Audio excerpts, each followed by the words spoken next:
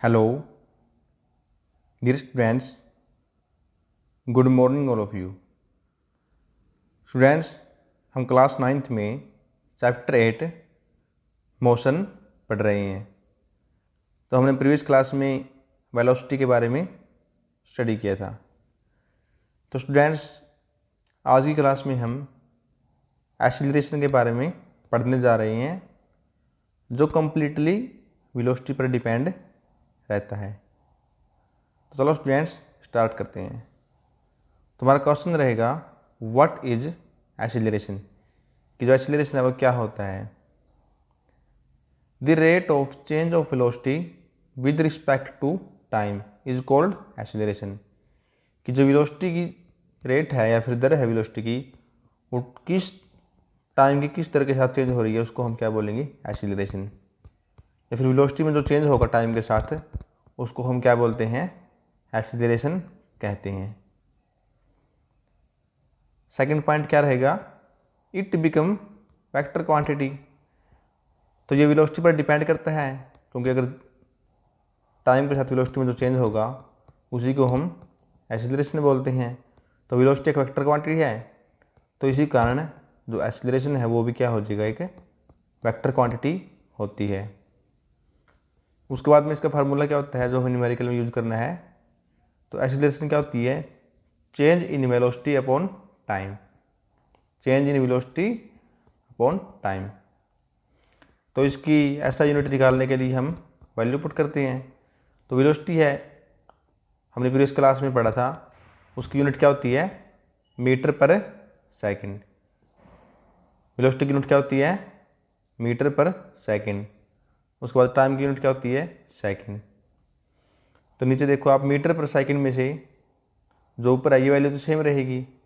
उसके बाद जो फ्रैक्शन में नीचे वाला पार्ट है वो क्या हो जाएगा, ऊपर की ओर जाकर क्या हो जाएगा, 1/s में चेंज हो जाएगा, क्योंकि यहाँ पर ये s/1 है। अगर फ्रैक्शन को हम ऊपर की ओर ले जाएंगे तो ये क्या हो जाएगा, 1/s हो जाएगा। तो उसके बाद में इसकी मल्टीप्लाई होगी तो क्या हो जाएगी, ये मीटर पर सेकंड स्क्वायर। इसको हम इस टाइप से भी राइट कर सकते हैं, मीटर पर सेकंड स्क्वायर। उसके बाद ऐसा यूनिट क्या होती है एक्सीलरेशन की, ऐसा unit of acceleration is metre per second square. इसको हम मीटर सेकंड इनवर्स इस टाइप से भी राइट कर सकते हैं। उसके बाद एक्सीलरेशन को हम किससे डिनोट करते हैं, एक्सीलरेशन इज डिनोटेड बाय ए। और ए के ऊपर जो साइन दिया हुआ है ये किसके लिए है, वेक्टर क्वांटिटी के लिए है। तो यहाँ पर एक ट्रैक आपको दिख रहा होगा, इसमें 2 पॉइंट, एक है स्टार्टिंग पॉइंट और एक है डेस्टिनेशन। जो स्टार्टिंग पॉइंट पर जो वेलोसिटी होती है उसको हम क्या बोलते हैं, इनिशियल वेलोसिटी। एंड जो लास्ट पॉइंट पर भी उसको हम क्या बोलते हैं, फाइनल वेलोसिटी। तो एक्सीलरेशन क्या होगा, v माइनस का u अपॉन टी, कि जो वेलोसिटी में जो टाइम के साथ जो चेंज हो रहा है उसको हम क्या कहते हैं, एक्सीलरेशन कहते हैं। तो जो वेलोसिटी फाइनल वेलोसिटी है v और इनिशियल वेलोसिटी है u, तो v माइनस का u अपॉन टी। तो ये क्या रहेगा, एक्सीलरेशन का फार्मूला। इसको हम, इसमें एक पॉइंट और होता है रिटार्डेशन। अब हमने पहले ही पढ़ा है कि जो वेक्टर क्वांटिटी होती हैं वो जीरो भी हो सकती हैं, नेगेटिव भी हो सकती हैं और पॉजिटिव भी हो सकती हैं, लेकिन जो स्केलर क्वांटिटी है वो हमेशा पॉजिटिव रहती हैं।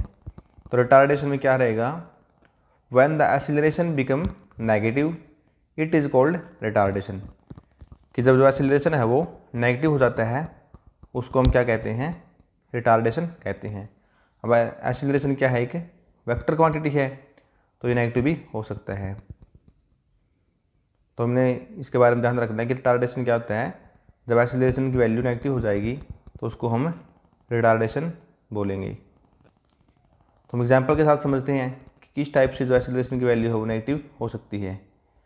तो हमने कोई भी ट्रैक लिया तो उसमें जो इनिशियल स्पीड है वो क्या होती है, होगी 5 मीटर पर सेकेंड, और फाइनल स्पीड है जब हम किसी गाड़ी को या फिर कार को स्टॉप से पहले जो इसकी वेलोसिटी होती है वो क्या रहेगी, 3 मीटर पर सेकेंड। ये हम इसको मान लेते हैं। क्योंकि जो रेसिंग ट्रैक होते हैं F1 फार्मूला रेसिंग होती है, उनमें क्या होता है कि जो शुरू में स्पीड होती है, जो उसको इनिशियल वेलोसिटी बोलते हैं, वो ज़्यादा होती है, और जिस टाइम पे हम उन कारों को रोकते हैं उस टाइम में वेलोसिटी क्या रहती है, कम रहती है। तो हम मान लेते हैं कि शुरू में 5 मीटर पर सेकेंड है और लास्ट में क्या रहेगी 3 मीटर पर सेकेंड, और टोटल टाइम कितना लिया इसने यहाँ से यहाँ तक 12 सेकेंड। तो इस फार्मूले पुट करते हैं हम, एक्सेलरेशन क्या होगा v माइनस का u अपॉन टी। तो v की वैल्यू क्या है 3, u की वैल्यू क्या है 5 और टाइम कितना है 12 सेकेंड। तो माइनस का 2/12 या फिर माइनस का 1/6 मीटर पर सेकेंड स्केल। तो यहाँ पर एक्सेलरेशन की वैल्यू क्या आ गई है नेगेटिव, तो इसको हम क्या कहेंगे रिटार्डेशन।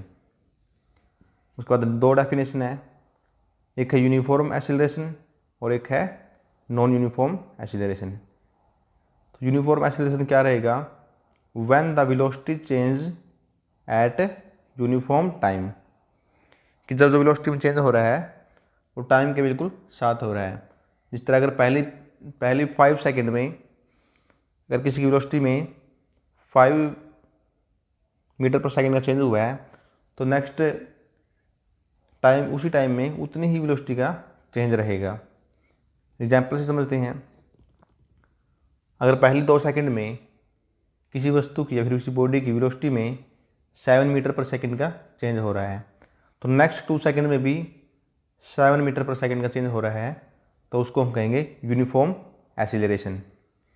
और नॉन यूनिफॉर्म एक्सीलरेशन क्या होता है, इसका अपोजिट होता है when the velocity change at non uniform rate, कि जब जो वेलोसिटी है वो नॉन यूनिफॉर्म रेट से चेंज हो रही हो, कि पहली 2 सेकेंड में तो 9 मीटर पर सेकेंड चेंज हो वेलोसिटी में, और अगले 2 सेकेंड में 5 मीटर पर सेकेंड चेंज हो वेलोसिटी में, और अगले 2 में फिर 7 मीटर पर सेकेंड चेंज हो वेलोसिटी में।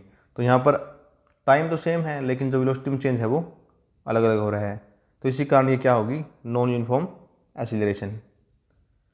तो स्टूडेंट्स आज की क्लास में यहीं तक। आज हमने एक्सीलरेशन के बारे में पढ़ा, उसके बाद retardation, uniform acceleration and non uniform acceleration. Okay, thank you class.